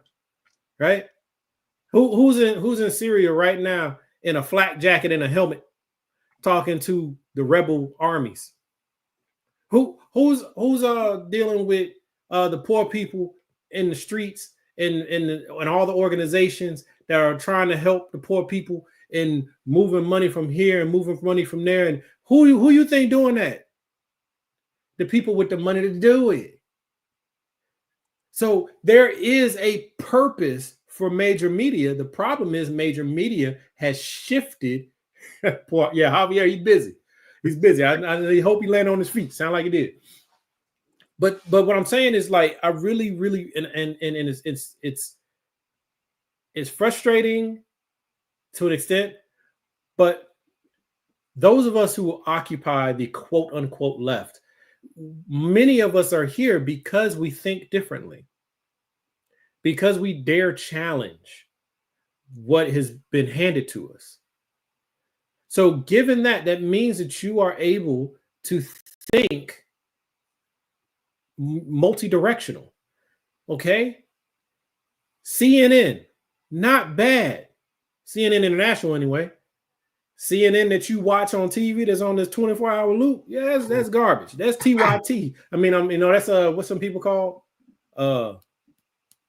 people who do nothing but media nonsense. TMZ. Right? Oh. They're like TMZ with politics, right? CNN, MSNBC, Fox. That's what they do, right? It's all about entertainment for them. So understand that. But there are also parts of Fox that does real journalism. There's parts of maybe not, MSNBC, because you got certain personalities there that actually do journalism. Look past the obvious and go get what you actually need. But if you toss out what little we have in hopes of building something new, that's not logical. And it will not serve us in the long run. Right? Do you see the conservatives are expanding the things that they can shove down your throat? They went from, what is that? Because you got regular radio and then you got whatever the other radio is. AM radio. They went from being on AM radio, staticky channels. Now they got talk radio everywhere. They got talk radio on the FM channels. They got talk radio on all of the social media platforms we use. They own darn Twitter, right?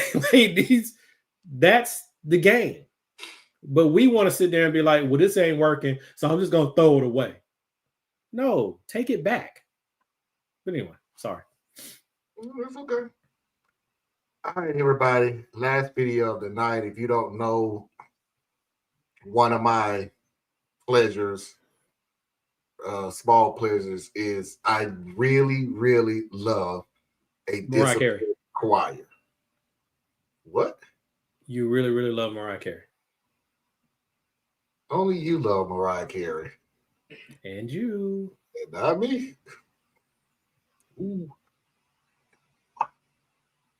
Disciplined choir.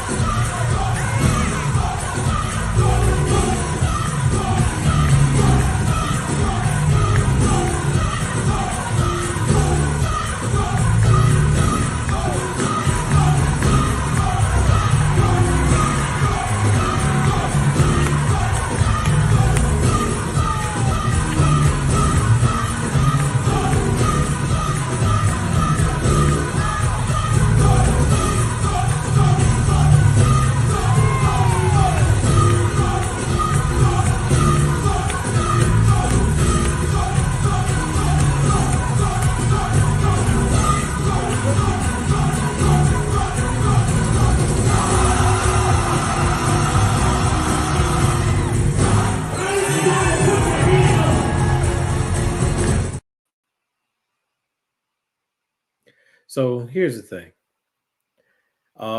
If the show is what it takes to get people to go to church to get whatever you're supposed to be getting at church, then so be it. I don't like the show. It drives me up the wall. But I will say this about this man. I can almost guarantee you he is a Kappa. Ricky Dillard. I bet he's a Kappa. I bet he's a Kappa. And he was probably a drum major at an HBC. You're going to look it up.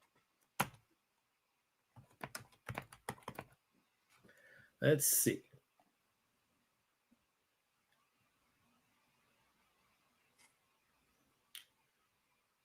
Looks like he is. So I'm probably right about that, about being a drum major, because the moves that he was doing were drum major moves, and they would have looked real sharp 20 years ago, 20-ish years ago, right? So yeah, he's just bringing his talents into the church house. I just like the choir. That's one of those fun songs. The song keeps you hype. It's one of those hype songs. I just like the choir. That was I have been in choirs like that where you just got to be on point, and they seem like the meanest directors that you can listen to but they have a reason for being it, because it has to be on point. It has to be. See, here's the funny thing. Here's the funny thing with that, right? I get it. Because sometimes the most no-nonsense leaders get the best out of their teams, right? Coaches, choir directors, whatever it is. That really got anything to do with Jesus?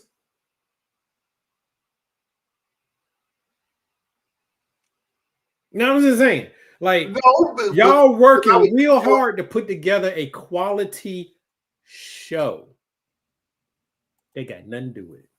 But for the purpose of the show, you're very disciplined. You're making sure you're hitting your notes and everybody's moving as one. And I have no problem with that. I'm just saying they ain't got nothing to do with what you're there for. It's the praise and worship. It's praise and worship. I love that because people say that. Praise and worship is about praise and worship. What about that song was praise and worship? What that song was energy. It was energy. But that's not the same thing as what 2,000 years ago people would have been talking about some praise and worship. They would have been on their knees with some sackcloth and ashes. And they would have been praying. But I'm just saying, this is part of our history in the Black church, and it's cool. But I'm just saying, look at it for what it is.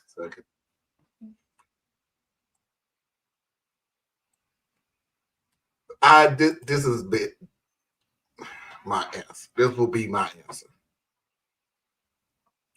Because all I can see is if we're going to bring entertainment to the church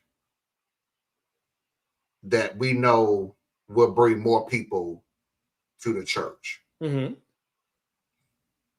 I don't know if I'm saying this right about the sacrifices need to be made. I don't know if that's the right type of thing to say or whatever.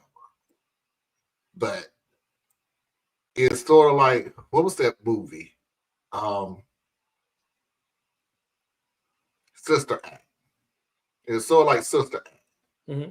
It was praise. They was doing what they were supposed to do, when they were supposed to do it, how they were supposed to do it, and nobody was at the church.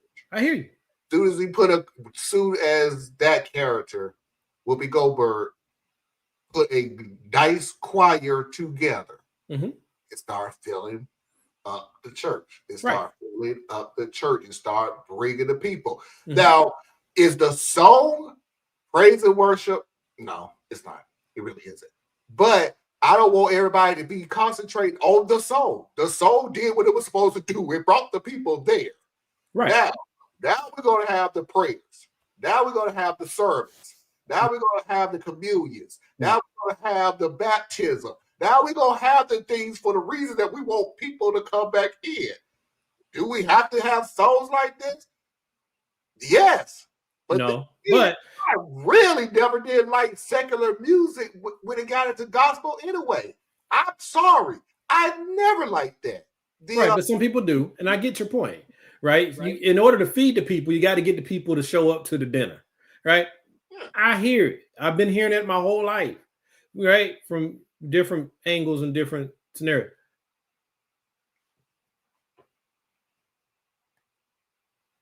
I don't know what happened. StreamYard being a bully. But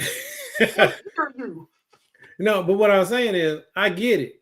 But see, part of what you were saying though, right? It's how you find yourself rationalizing to the point that you completely are off what your original message was.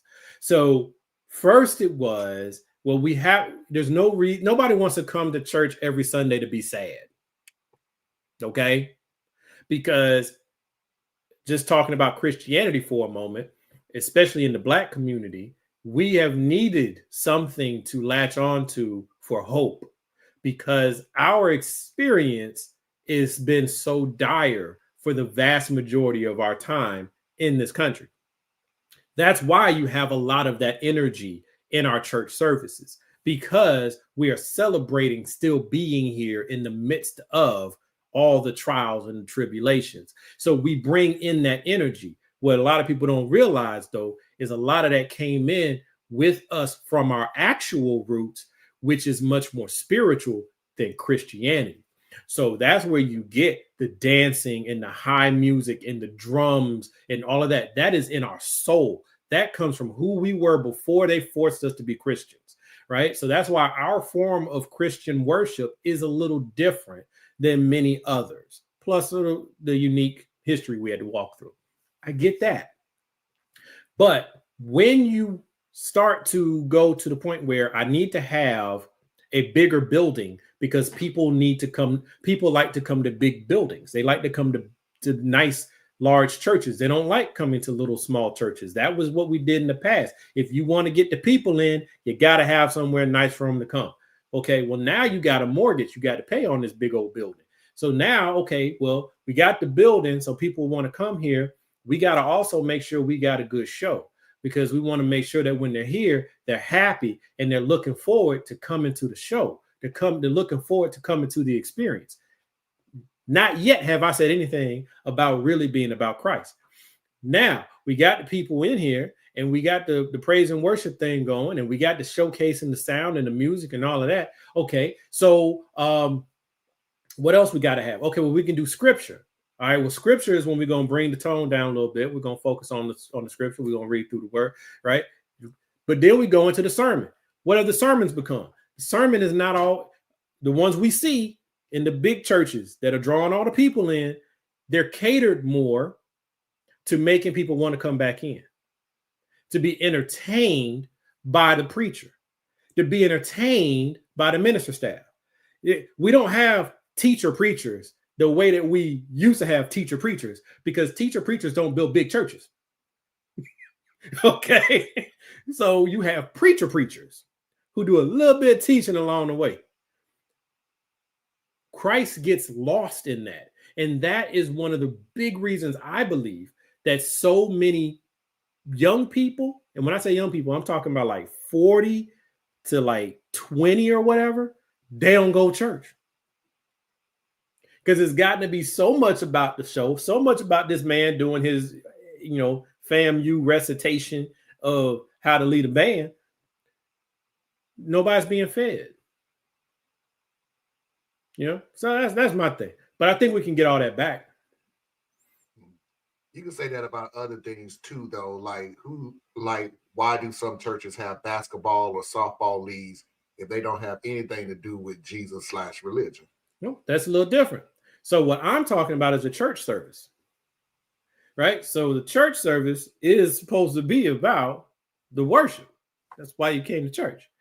But the ancillary activities is about community, because religion is also about community.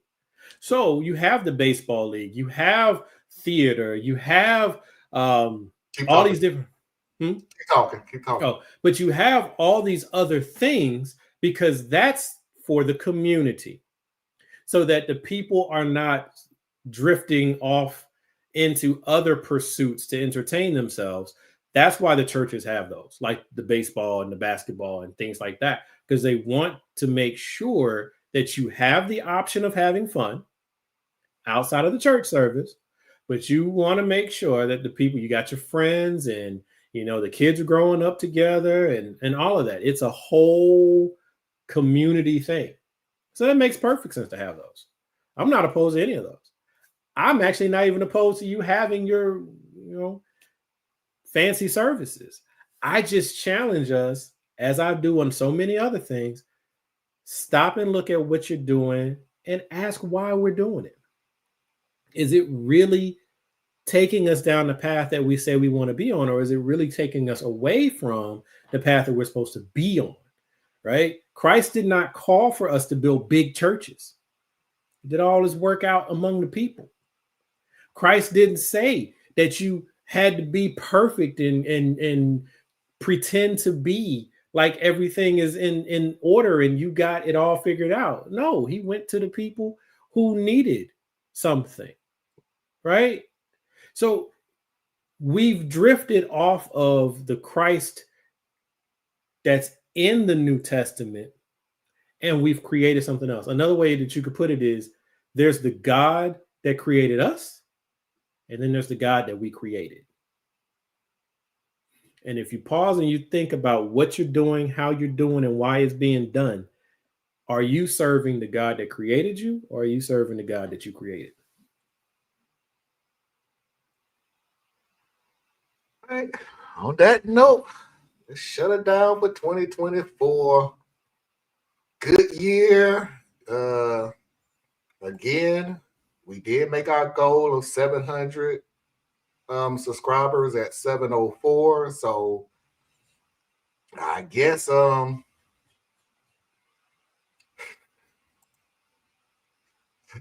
Take a virtual offering. Yes, if we want to do a virtual offering, please sow into the ministry of Tracy Carson and Tracy Media LLC and Radical Truth to Power with Marlon. So, well, actually, I don't know if he has a way to give him any money, but OurUnitedCore.com. now y'all ain't gotta worry about me. Y'all ain't gotta worry about me. So, I wasn't gonna make that announcement today, but I will continue with Our United Core because there's a lot of stuff we got coming down the line. We're moving into core learning, which I'm super, super excited about. But yeah, I'm going to figure this out.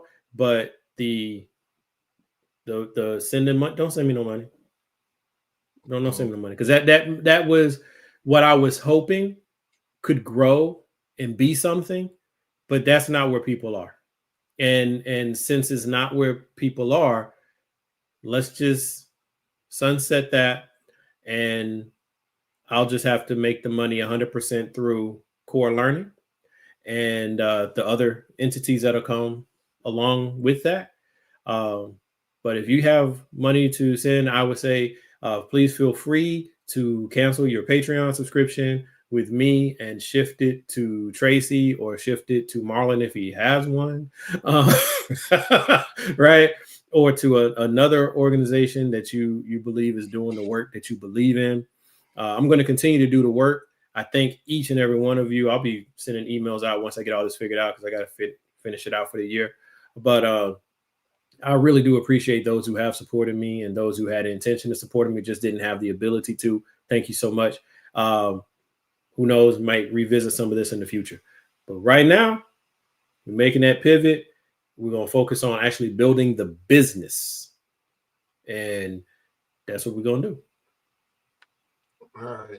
So my goal for next year is to just go ahead and shoot for it and shoot for 1,000 subscribers for the end of 2025 so I can start paying these people because, yeah, I appreciate them coming on, but yeah. Parker, have a good Christmas, holiday, and New Year's to everyone. Same to you, Parker. Thea, tell everybody where they can find you. Right here, hanging out with Marlon. And Complex Mind Simple Man is about to start having some content, but to get it, you either got to go to my YouTube channel or go to my website, complexsimpleman.com. So that's going to be coming. We're going to have a couple different focuses. So okay for me? Yeah. All right. So I'm going to talk about politics. Politics is not, I mean, my personal politics is Black, but Complex Mind Simple Man, Thinking Out Loud. We're going to continue with that series, Thinking Out Loud. For the politics, it's just about politics, right? So it's going to be, of course, coming from my perspective, but also talking to other people and things like that, because we got to figure out what we're going to do on this so-called left to help take care of each other. And, I'll start floating more of my ideas again. But the other ones I'll do is going to be more about Black economics and Black community. So those two are specifically about Black from the Black perspective. So stay tuned. Those are coming. That's what I'm going to do.